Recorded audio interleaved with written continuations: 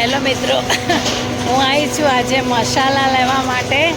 અને મસાલામાં જો આ મરચાં છે અને આ રેશમ મરચું છે.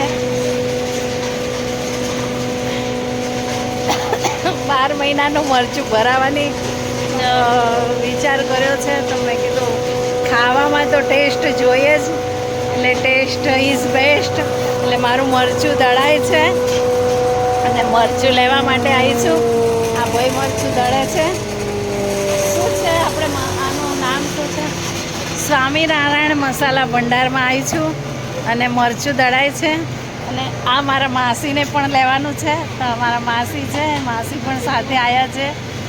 1 થી 2 ભલા. એટલે અમે મરચું લેવા માટે આવ્યા છીએ અહીંયા. સ્વામિનારાયણ મસાલા ભંડાર છે અને આ ચાલે છે. અને આ એક એમની બેબી છે પૂના, એ બી સાથે છે.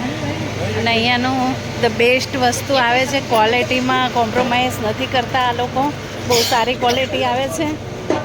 સારી ક્વોલિટી આવે છે ને એટલે અમારા બેન કહે કે ચિંતા નહીં કરવાની, અમે દર્શન અહીંથી જ લઈ જઈએ છીએ. મિત્રો, મસાલા સારા આવે છે અને મરચું ઉડે છે એટલે હું વાત બી નહીં કરી શકતી તમારી સાથે. એટલે મરચું દળાઈ ગયું છે. મારું પેકિંગ ચાલે છે મરચાંનું. અમારા ભાઈઓ જો મરચું પેકિંગ કરે છે. તીખું નહીં નીકળે ને તો શાક બનાવેલું પાછું આપી જઈશ. હા, તીખું નહીં નીકળે તો શાક બનાવેલું પાછું આપી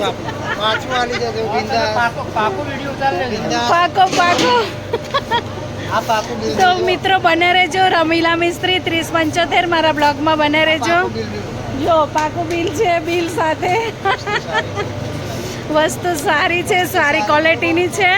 એટલે સ્વામિનારાયણ મસાલા ભંડારમાં તમે કોકવાર આવો, મુલાકાત લો. વસ્તુ ગેરંટીવાળી સારી હોય છે મિત્રો. હું પોતે અહીંયાથી જ લઈ જાઉં છું. અને અહીંયા આપણી સામે જ મારી હળદર દળાઈ રહી છે. જો આ અત્યારે મેં હળદર સેલત લગડી હળદર લીધી છે. અને આ હળદરની ક્વોલિટી છે અલગ અલગ અલગ અલગ. આ રાજાપુરી હળદર છે, પછી આ છે વિસનગરી, આ સેલમ 340 રૂપિયાની છે. અને